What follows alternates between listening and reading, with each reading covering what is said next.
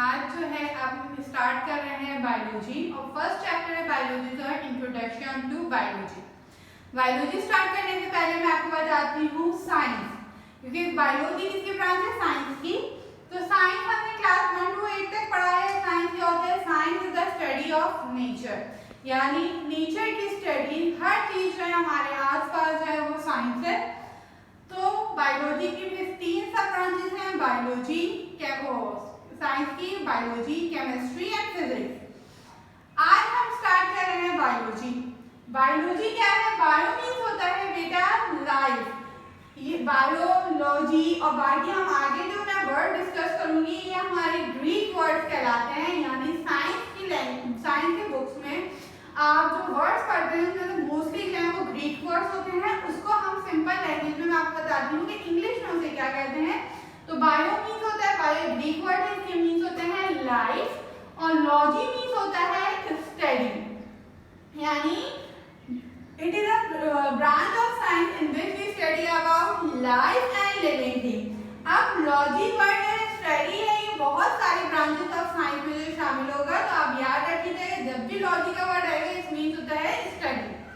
सही है। तो बायोलॉजी क्या है? बायोलॉजी साइंस की वो ब्रांच है जिसमें हम लाइफ या लिविंग थिंग के बारे में डिस्कस करते हैं। अब ब्रांचेस ऑफ बायोलॉजी पे आ जाते हैं। ब्रांचेस ऑफ बायोलॉजी कितनी है? 14 है। सही है। 3 मेन है, उसके अलावा सब ब्रांचेस हैं। फर्स्ट ब्रांच है हमारे पास बॉटनी। बॉटनी क्या है? बॉटनी वर्ड है, बॉटनी का मतलब होता है प्लांट। सही है। तो ये वो ब्रांच ऑफ बायोलॉजी है जिसके अंदर हम किसकी स्टडी करते हैं? प्लांट्स की स्टडी करते हैं। उसके बाद है ज़ूलॉजी, जू। जू का मतलब होता है एनिमल। हम जू जाते हैं, किस लिए जाते हैं? एनिमल्स वगैरह को देखने के लिए जाते हैं ना। तो जू जो है वो एनिमल्स को कहते हैं, और लॉजी मैंने बताया था स्टडी को कहते हैं। तो zoology is a branch of science in which we study about animals. उसके बाद है माइक्रोबायोलॉजी। बायोलॉजी आपको पता चल गया क्या है? Biology is the study of living thing या लाइफ। माइक्रो मीन्स होता है बेटा वेरी स्मॉल, यानी बहुत छोटे लाइफ या लिविंग थिंग जिनकी हम स्टडी करते हैं उसको क्या कहते हैं? माइक्रोबायोलॉजी। उसके बाद है हमारे पास 4th ब्रांच है मॉर्फोलॉजी। मॉर्फो मीन्स क्या है?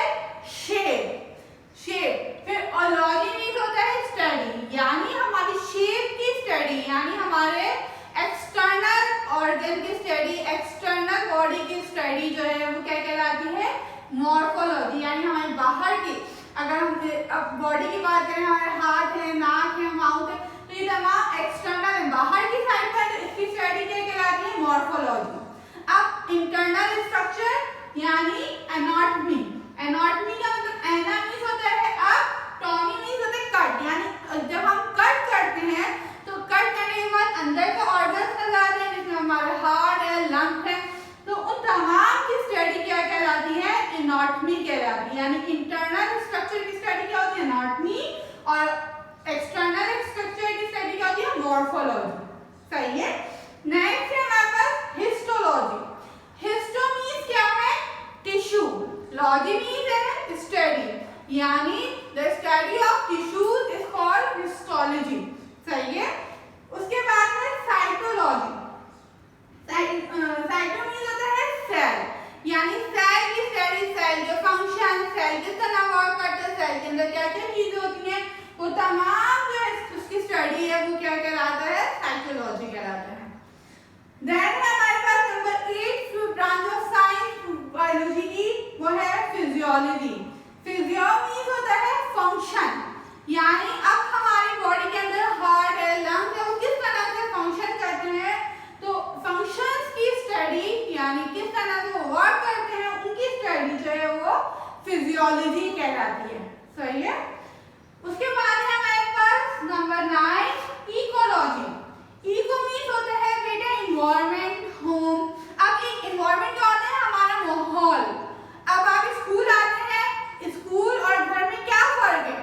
अब आप घर जाते हैं, आप उसकी भी वॉल्स होती हैं, उसके अंदर भी फैन लगा हुआ होता है। आप स्कूल आते हैं, स्कूल में भी वॉल्स है, फैन लगा हुआ होता है, लेकिन दोनों में क्या फर्क है? आपके घर में इस तरह का बोर्ड नहीं होगा, आपके घर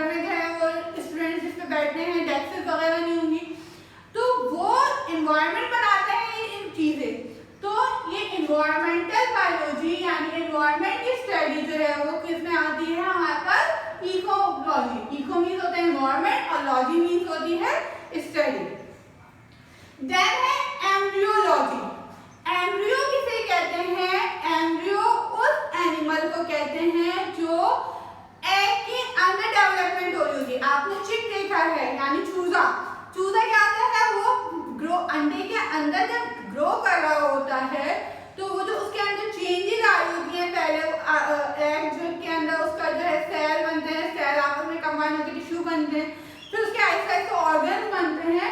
तो अंडे के अंदर जो चेंजेस आ रहे हैं, उसकी डेवलपमेंट हो रही होती है, उस प्रोसेस को एम्ब्रियो कहते हैं, उसको एम्ब्रियो कहते हैं। और उसकी स्टडी क्या कहलाती है? एम्ब्रियोलॉजी कहलाती है। सही है। नेक्स्ट है हमारे पास टैक्सोनॉमी। टैक्सोनॉमी होता है अरेंजमेंट। सही है।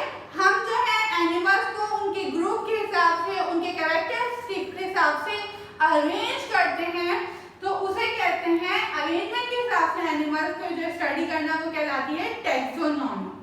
आपके आगे बुक में जब हम आगे कंटिन्यू करेंगे तो ये पूरे चैप्टर है हमारा टैक्सोनॉमी का, तो हम किस तरह एनिमल्स को उनके ग्रुप के हिसाब से डिवाइड करते हैं वो हम पढ़ेंगे। नेक्स्ट है हमारे पास जेनेटिक्स। जेनेटिक्स जीन से निकला है, जो होता है ओरिजिन। यानी आपने पढ़ा होगा, आपने क्लास 8 में पढ़ा है कि हमारी बॉडी के अंदर सेल है, सेल के अंदर न्यूक्लियस है, न्यूक्लियस के अंदर न्यूक्लियस किस चीज से बना है? उसके अंदर डीएनए है। डीएनए भी तो किसी चीज से बना हुआ है, तो डीएनए के अंदर जीन्स मौजूद होती है जो हमारे पेरेंट्स से हमारे अंदर आती है, जिससे जो है हम आइडेंटिफाई कर सकते हैं कि ये हम किसके जो है वो ऑफस्प्रिंग्स हैं। तो ये जो जीन्स है, ओरिजिन है, कहाँ से बॉडी डेवलप हो रही है, उस जीन्स की स्टडी वो जेनेटिक्स में हम करते हैं। सही है। देन है हमारे पास पैलेंटियोलॉजी। पैलेंटियोस यानी इसका मतलब होता है एंशिएंट, यानी पुराने जमाने की study, ancient old. Ancient study में हम क्या करते हैं? अब हमें पता है कि पहले डायनासोर्स होते थे। अब हमें कैसे पता कि डायनासोर्स होते थे? हमने तो नहीं देखा, हमारे अम्मी अब्बू ने देखा, हमारे दादा दादी ने देखा।